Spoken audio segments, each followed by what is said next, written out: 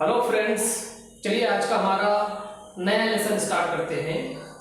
और आज हम जिस लेसन के बारे में बात कर रहे हैं वो लेसन है डिजास्टर मैनेजमेंट का।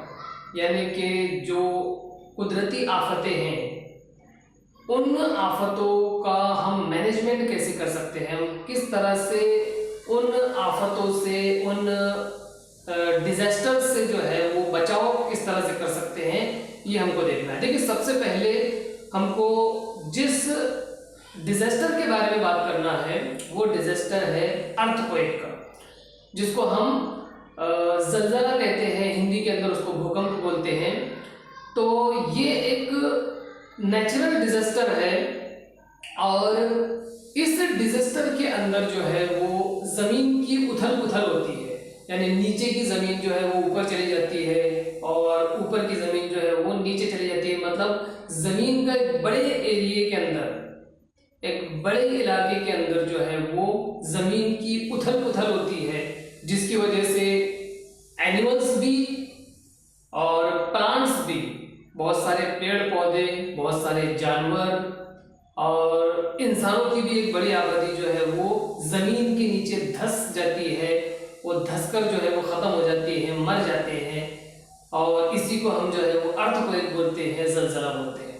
अब इसके आने से पहले की जो पेशन गोइयां है वो कुछ ऐसे आले हैं जो किसी हद तक जो है उसकी इंडिकेशंस, इशारे जो है वो इंसानों को दे देते हैं। तो अगर इस तरह की कोई पेशन गोई जो है हमारे सामने आ जाए तो सरकार जो है वो किसी हद तक जो है वो वहां से आबादी को कम कर देती है या बचाव के जो है वो तरीके अपना लेती है। और आने के बाद जो है, भूकंप आने के बाद जो है वो बचाव के बहुत सारे तरीके जो है वो इस्तेमाल किए जाते हैं। फंसे हुए लोगों को निकाल लेना, जो लोग जख्मी हैं उन जख्मी लोगों को जल्दी से जल्दी जो है वो मेडिकल ट्रीटमेंट देना, इस तरह से कुछ बचाव के तरीके हैं। कुछ जो है वो आने के बाद जो है वो राहत के जो है वो उनको तरीके अपनाए जाते हैं। इस तरह से अलग अलग तरीकों से जो है हम अर्थक्वेक के बारे में जो है वो प्रिकॉशन कर सकते हैं, मैनेजमेंट कर सकते हैं। तो this is all about the earthquake.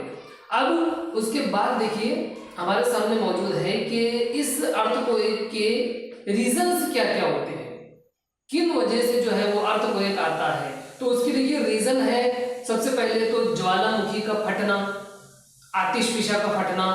और हम जानते हैं कि आतिशफिशा जब फटता है तो एक लावा जो है बाहर निकलता है, एक जो अंदर का मटेरियल है वो उबल कर जो है वो फटकर जमीन फाड़कर जो है वो बाहर निकलता है, जिसकी वजह से जमीन के अंदर हलचल पैदा होती है। एक बड़े एरिए पर, एक बड़े रकबे पर जो है हलचल पैदा होती है, उथल पुथल पैदा होती है और उसकी वजह से ये जो है अर्थक्वेक आता है। तो पहली रीजन जो है वो आतिशफिशा का फटना है।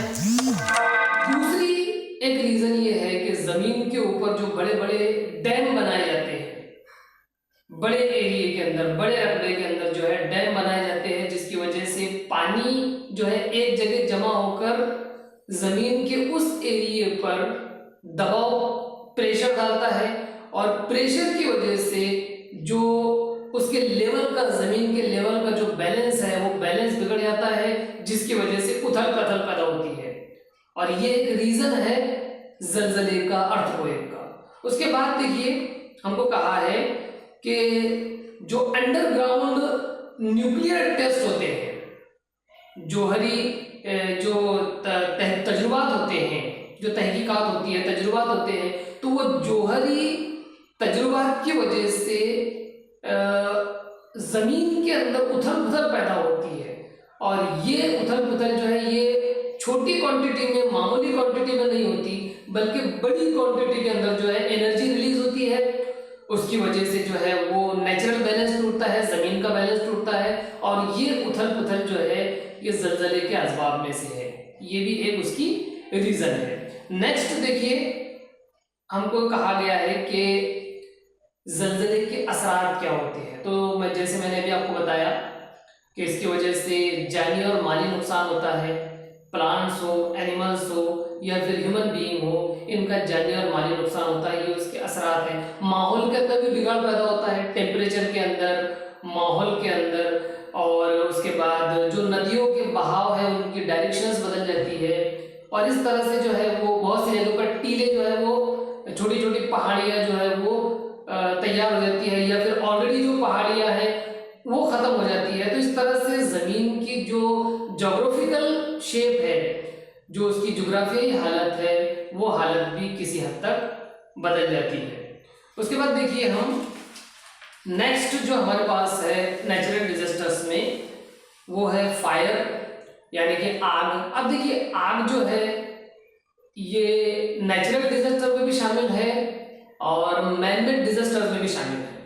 कुछ बड़े पैमाने पर जब आग लगती है, फायर लगती है, तो कुछ इंसान भी उसके लिए जो है जिम्मेदार है। इंसानों की गलतियों की वजह से भी जो है वो बड़े पैमाने पर आग लगती है, या फिर जंगल में जो आग लगती है किसी नेचुरल फैक्टर की वजह से, किसी कुदरती वजह से। तो आग जो है, फायर जो है, ये भी एक डिजास्टर है, और ये डिजास्टर नेचुरल भी है और मैन मेड भी है। अब देखिए हम आग को जो है, फायर को जो है, 3 कैटेगरीज में जो है वो डिवाइड कर सकते हैं कि या तो वो सॉलिड की वजह से लगी है, सॉलिड के अंदर लगी है, या फिर लिक्विड के अंदर लगी है और लिक्विड की वजह से लगी है, या फिर गैसियस सब्सटेंसेस की वजह से लगी है। तो इस तरह से हम जो है वो ग्रुप ए, ग्रुप बी और ग्रुप सी, इस तरह से 3 ग्रुप के अंदर जो है वो उसको डिवाइड कर सकते हैं फायर को। सॉलिड स्टेट में लगने वाली आग, या फिर लिक्विड स्टेट के अंदर लगने वाली आग, या फिर जो गैसियस चीजें हैं उनके अंदर लगने वाली आग। तो आग की भी हमको प्रिकॉशनरी कुछ चीजें हैं कि किस तरह से हमारे पास जो है वो आग को पर काबू पाने के लिए, उसके बचाव के लिए कौन कौन